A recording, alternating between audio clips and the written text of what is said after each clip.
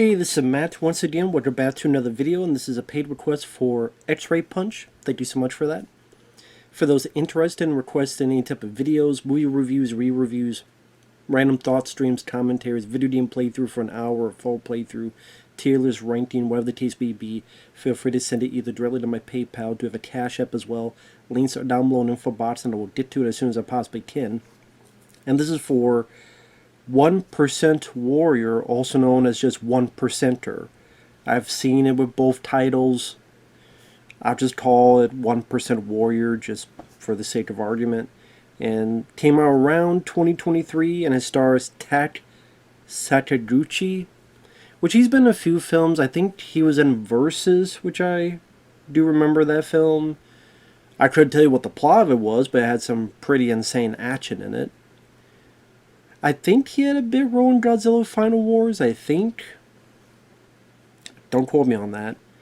Now, I also know there was some controversy. I don't know how true this was, where he had brought an actress to a director, left her there, and left. And then the director assaulted her. And that's kind of what that actor, Tak, was supposed to do, but then I've heard that he apologized, and I mean, if that's true, then fuck him. He's a piece of shit for doing that. For delivering like your goddamn dominoes. Let me deliver this director so he could eat her out without her wanting to. Okay?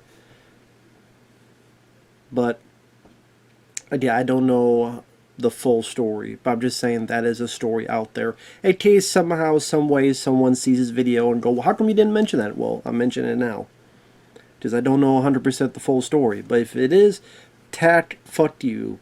Okay, step on a bunch of tacks with your dick. But anyway, he does play a character named Toshiro. So within the movie, he's an action star, he's a director.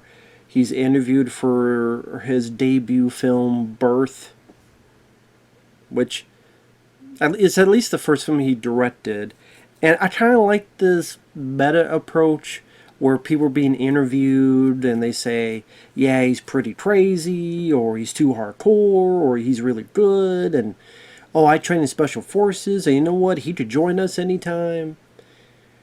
And the lead character is talking about how he wants everything real, 100% real. He has this technique called zero range combat, also known as assassination jitsu, which I'd never heard this technique before.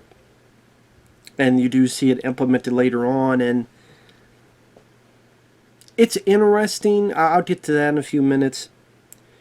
But it cuts to sometime later. He's working on a film. He hasn't done a film in ages.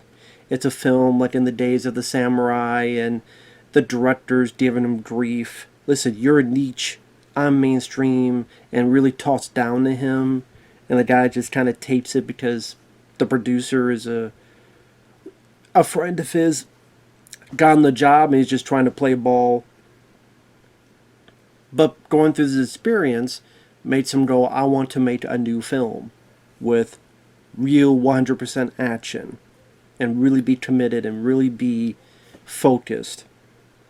So there's this guy named Akira who's his assistant, and they both go to this zinc. It's a factory that used to be a zinc factory, but it's supposed to be no one there. When they get there, there's actually a small crew of people kind of storyboarding, getting ready to film something.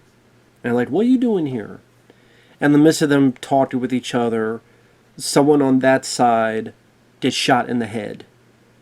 And like, what the hell's going on? And then the camera work has this very nice kind of, I don't know if they shot with a drone. One take going through the factory and going towards, and you realize what's happening. At the same time is two factions of Yakuza are fighting each other. And one, something to do with there's cocaine, and they're trying to find the cocaine that the other hid. And then one girl is the daughter of the other Yakuza boss, and she's kind of the one innocent of this whole thing. So some are trying to get her, and our lead guy goes to Akira, shoot everything, and he's going to save the day, and we're going to film it, and that's going to be our action movie. And pretty much the rest of the film is him going around kicking ass, saving the girl, telling Akira to watch the girl. Once in a while you have the other crew, they run away, some of them die, some of them go, you know what, let's go back and help out. Amongst the bad guys, one of them is a lady with a cane, and she keeps calling the lead guy Jackie Chan. Well, one guy did all this to you? Huh? And he said, what, he says an action star? What is he, Jackie Chan? So they keep calling him Jackie Chan. In fact, one time they call him, and he's like, well, I actually like Bruce Lee more. And then really what you come to see are the fight scenes. And the technique, I guess the best way to word it is, it kind of reminds me of a little bit like Steven Seagal, but it's not quite Aikido. So it's not quite using the momentum, but it's just that close quarter combat that involves a lot of breaking bones. And it's not quite Steven Seagal, so you don't have him, taking the arm and pushing a guy to the ground. Not that type, but very close quarters.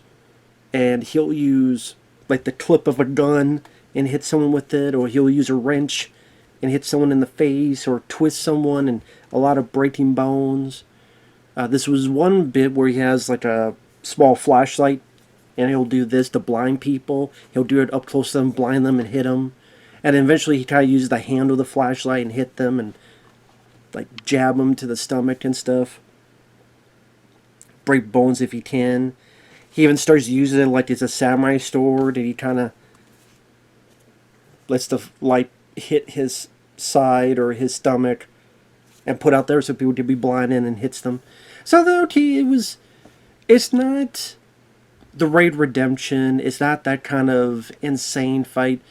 For example, that film Kill, which I reviewed, that came out I think a year ago, that was more awe-inspiring in terms of the fights and the intensity.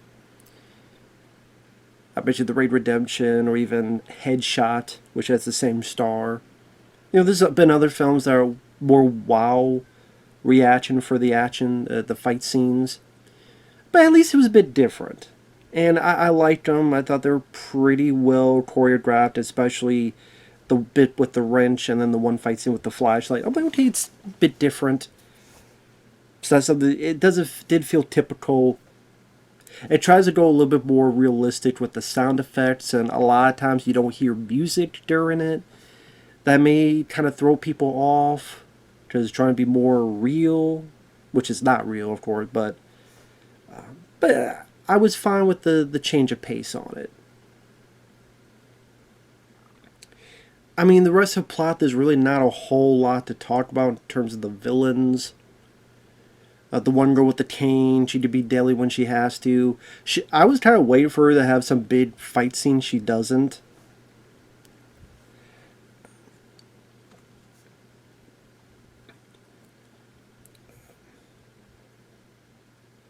I'm trying to remember. I don't want to forget stuff.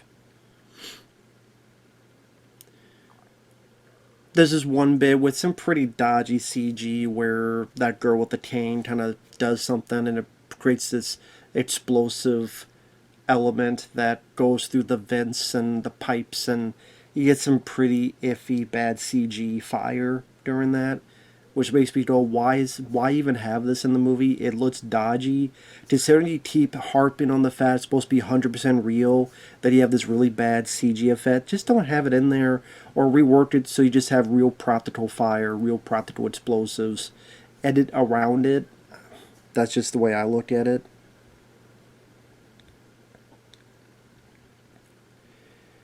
And then pretty much at the end of the day, he has this fight with this guy called Sensei. It's a pretty good fight. For a chunk of it, there's no music. It's just really them kind of going back and forth super fast. Like very close quarters. That's the thing. You're not going to see any big, huge moves, whirlwind kicks, suplexes, like you used to if you see again the Raid Redemption or some of these other fight scenes. It's very much close combat and kind of maybe get a punch here, quick punches there. Uh, it's a decent lengthy bit, but it's not. I keep repeating some of these other films. I don't think it was nice to look at. It showed that they had talent on both sides of the fight. Again, at least it was a bit different, so it didn't feel like a carbon copy of some other fights. Did I say, oh, that's a cool fight? Sure. But was it anything that I'm going to put in the record books of, oh my god, this is like one of the most insane fights I've seen in a while? No, but it's a good one.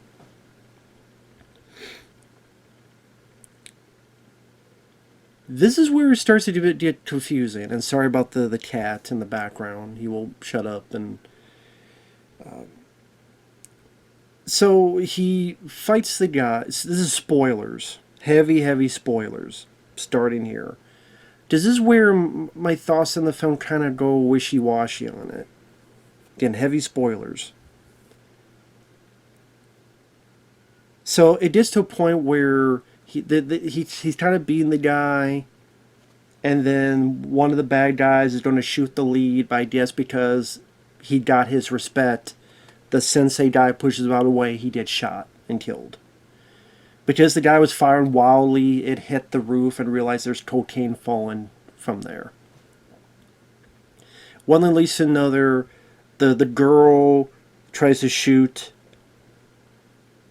Well, okay, how do I put it? The girl has a gun on him.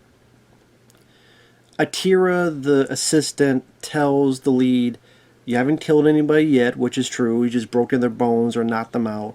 You may have to kill her. Well, I can't do that. Well, I'll give you the motivation. And he goes up, and she puts the gun to his head, blows his brains out. The lead guy dodges bullets as if he's Remo Williams. Takes her gun away, chokes the shit out of her. Then he snaps out of it, and then it's a movie set. Where it's like the walls are coming down, and the director's coming up, and they're talking. And I'm like, what? Then it goes back to him choking her, and then someone goes, no, no, no, don't be a murderer. He relents. He's trying to talk about Akira and what happened to him. And some of those guys from earlier who know the lead guy, they go, he still believes in it, doesn't he? So apparently this assistant, Akira, never existed. Like this fucking Fight Club. And somehow this trainee he had, Akira, never existed. And it was kind of him to disassociate himself. And so this is the best, because I'm sitting there going, okay, so was the whole movie a movie within a movie? He was filming the whole thing? But then it's like, see, I was getting really confused. And I can understand them trying to do something different instead of doing the same old, so it's not just the same old hat, and that could be boring to a lot of people. I thought it was kind of needlessly confusing, but this is what I think happened, what I got the gist of. Everything happened, but when he was on the island, the factory, the guy wasn't with him because he didn't exist. So it shows a shot where he's filming everything with his phone. Then these events happen, and he gets so focused on being 100% real action guy that he's able to take these guys out. I guess somehow, some way to focus himself, this trainee was a figment of his imagination. Which I thought there were times the girl that they rescued was talking to the guy. I don't remember now. The Akira guy. One thing leads to another. And he does the fight scenes. He dodges the bullets. He drives the girl. I guess he imagined it was a movie set. And I guess it's him kind of rational, trying to be rational on why he shouldn't kill the girl. So it's like his mind is trying to rationalize himself to kill the girl by having the guy die. But then as he choked her, then he imagines this film set as well to rationalize why he shouldn't kill the girl. Because then it ends with people being interviewed saying he saved the day and he did this and that. And so I guess he really did fuck up all these actors or guys. And the end is pretty much him saying that, action heroes, you have to be strong. And he's kind of living in this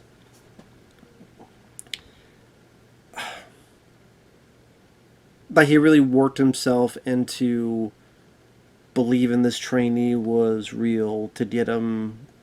I don't think any of it was needed. I really don't. I think it made things a bit needlessly confusing. There's a part of me that almost went, was this whole thing a dream or a figment of his imagination? No, apparently it was only just his trainee. But I don't think you needed that. I don't think it... I just think it just brought things, huh? While they're expecting, it was more like, huh? That's the reaction I got. Not like, oh my god. It's more like, what the fuck? I don't think that's the reaction they were going for. And it, like I said, I don't think it was needed. I think it was trying to be a bit too smart for its own good, or if there's a better way to put it. And so when the movie ends, and I'm more trying to figure out what was real, what was not, instead of enjoying the story or the action escapism, I mean, you want to do that the right way. Like Total Recall from 1990 could do that. Was it a dream? Was it not a dream? You better kiss me before you wake up. Yeah, that.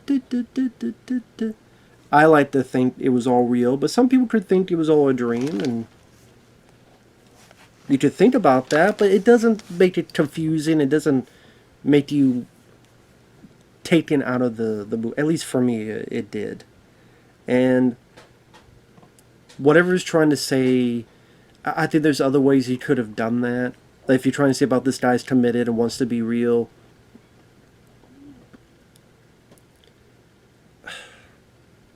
just have him be focused and maybe dialogue he thinks of this as a movie set. These guys get the part right and he's committed to doing it right way. It's like, no, this is all for real. Yeah, but he's thinking in terms of a movie. He's thinking in terms of a stunt. He's thinking in terms of his past experience doing movies.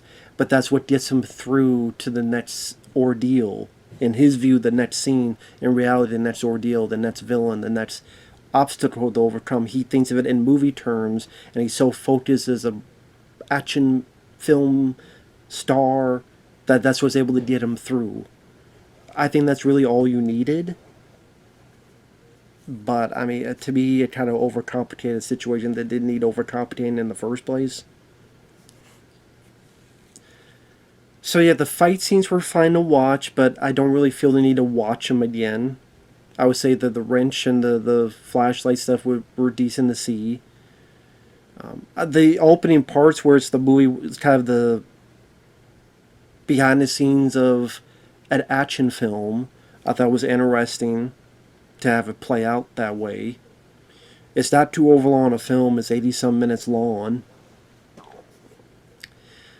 Other than when you get to the factory, it's pretty much all one location. The bad guys, I could take or leave them. The bad guys were kind of in and out for me. Their whole story about the cocaine and the one girl whose father was... I mean, you've seen that dozens of times, so that didn't really do much for me. I think really what's going to make or break the movie for you is the lead guy, Tats Sakaguchi, and his zero-range combat type of martial art style. If you really get into that, then you'll enjoy this film more. If it doesn't appeal to you, I don't see the film really doing much for you. Idea.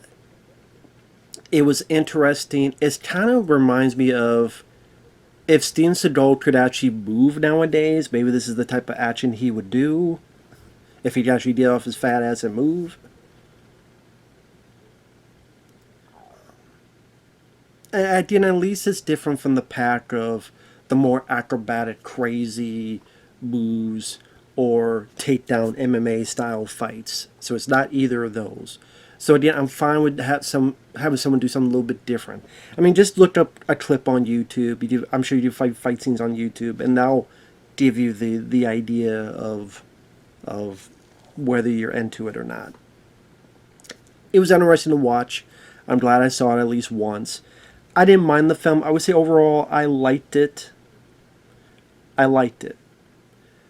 The reason I didn't love it is because I thought that, some of the action scenes, when he's just kind of taking guys out and he kind of takes them out pretty quickly, they were okay. Like, other than the ones I mentioned, the wrench, the flashlight, the clip of the gun, the other little fights, it's just kind of there. There's not really any other style of action. There's no car chases. There's not really any foot chases. There's not really any big stunt work sequences where people are crashing through glass or from up high. There's no gunfights. There's no other style action. The one little explosion is done with pretty iffy CG. So if you're looking for other styles of action, it's not here. And again, the story, I get what it's trying to say about this guy who's just so committed to wanting to be real to that he loses a little bit of reality in terms of creating this different person to. But at the same time, I don't think that was needed to convey what you wanted to do with the story. I think there's other ways that you could have done that would have seemed less silly or less, at least for a couple minutes I was just confused.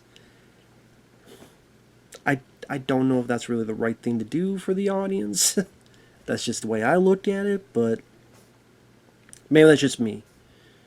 But overall, I didn't mind it for what it was. The cover's pretty lazy. It's a really awful looking cover. I mean, that cover does not really show what the film is. I mean, yeah. It was okay to watch. I've seen much more. Life After Fighting, much better movie in my opinion. Like Life After Fight is more my kind of movie. This it was worth one watch. I'll put it that way. So with that said, thanks for watching. Take care, and we will see you guys in the next video. Bye bye for now.